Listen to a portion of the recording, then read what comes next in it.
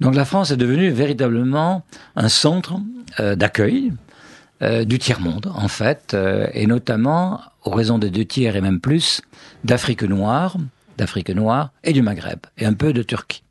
Alors l'Afrique noire, ce qui est amusant dans les récentes émeules, enfin amusant, c'est un terme peut-être qui n'est pas tout à fait approprié, on a brusquement découvert l'énorme présence noire au sein de la population immigrée, ce qu'on avait toujours tendance à nier. Et on découvre brusquement qu'il y a effectivement une communauté d'origine africaine noire tout à fait considérable. On les a vus tout simplement sur les écrans, en train de mettre le feu, les voitures, ou se livrer à ce genre de facéties. Et pour ma part, dans un colloque qui avait eu lieu à 5 ans, nous avions déjà soulevé ce lièvre. Nous avons, dans un colloque qui s'intitulait « Où va l'Afrique noire ?», dit qu'il y avait là un problème tout à fait considérable et qu'il fallait par conséquent s'en préoccuper. Bien entendu, la presse, comme d'habitude, n'a fait aucun écho à ce que nous avions écrit, parce que des actes ont été publiés. Mais ça, c'est la France. Quand on sort des problèmes, et puis après, 5 ans après, 6 ans après, 10 ans après, ils sortent de terre quand, souvent, c'est très tard. Sinon, trop tard. Comment voulez-vous construire des politiques intelligentes et adaptées si vous ne connaissez pas la population à laquelle elle doit s'adapter? C'est aberrant. Quand on fait des politiques agricoles, on sait combien il y a de poulets, ou combien il y a de veaux, ou combien de lapins, et on le sait à l'unité près. Mais dans ce beau pays, pour ce qui concerne les hommes, on ne sait pas. Et on ne veut pas savoir. Donc je crois que de ce côté-là, il y a une véritable révolution mentale.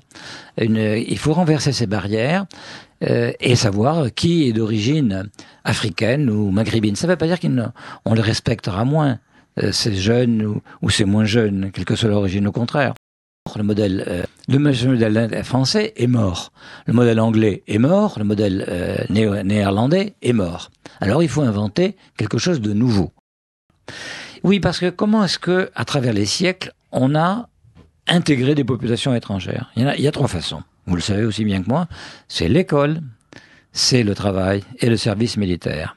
On a cassé l'école, on a cassé le travail, on a cassé le service militaire. Bravo. Moyennant quoi, on n'intègre plus. Ce que je veux dire, c'est que une population, enfin un jeune homme, prenons un jeune homme ou une jeune fille, les jeunes filles s'intègrent plus facilement, qui viennent du Mali ou du Congo. Ils parlent mal ou peu français. Sa famille s'exprime dans leur dialecte d'origine. Ils sont d'origine musulmane ou animiste, etc. Ils arrivent en France, ils vivent dans ces fameux ghettos. Ils voient la télévision où ils ne prennent pas un français qui soit vraiment celui de Monsieur Malzerbe. Et arrivé à 18 ans, il va s'intégrer comme informaticien dans une entreprise d'informatique, ou il va devenir expert comptable, ou chirurgien. C'est une plaisanterie. Donc, ce n'est pas le stigmatiser que de dire qu'il a un problème d'adaptation linguistique, culturelle et éducationnelle à la société moderne que veut être la France. C'est même le bon sens. Ce qui me choque dans ce travers que je dénonçais tout à l'heure, c'est ce refus de voir. De voir que dans la vie, dans la population, il y a des différences. Ce n'est pas les stigmatiser que de dire à un Malien qu'il est pas de couleur blanche, il est noir. Bon, c'est parfaitement respectable d'être noir, mais il n'est pas blanc. Bon, c'est pas le stigmatiser que de lui dire qu'il ne parle pas français comme vous et moi. Il parle un français qui n'est pas tout à fait adapté à un recrutement dans une entreprise privée. C'est tout.